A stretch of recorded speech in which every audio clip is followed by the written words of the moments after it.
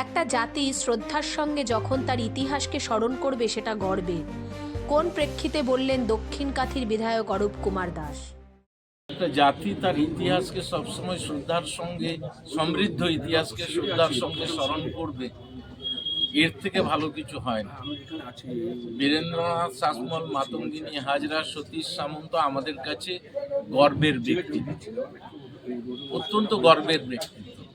গোটা দেশে যখন স্বাধীনতা সংগ্রামের জন্য লড়াই করছে, তখন তমলুকের মাটিতে দাঁড়িয়ে তাম্রলিপ্ত জাতীয় স্বাধীন সরকার প্রতিষ্ঠা করার যিনি সর্বাধিনায়ক ছিলেন, তিনি হচ্ছেন সতীশ চন্দ্র সামন্ত।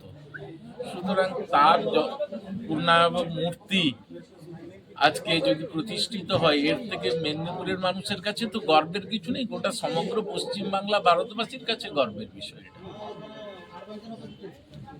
গর্বের ব্যক্তিত্ব, অত্যন্ত গর্বের ব্যক্তিত্ব। গোটা দেশে যখন স্বাধীনতা সংগ্রামের জন্য লড়াই করছে, তখন তমলুকের মাটিতে দাঁড়িয়ে তাম্রলিপ্ত জাতীয় স্বাধীন সরকার প্রতিষ্ঠা করার যিনি সর্বাধিনায়ক ছিলেন, তিনি হচ্ছেন সতীশ চন্দ্র সামন্ত।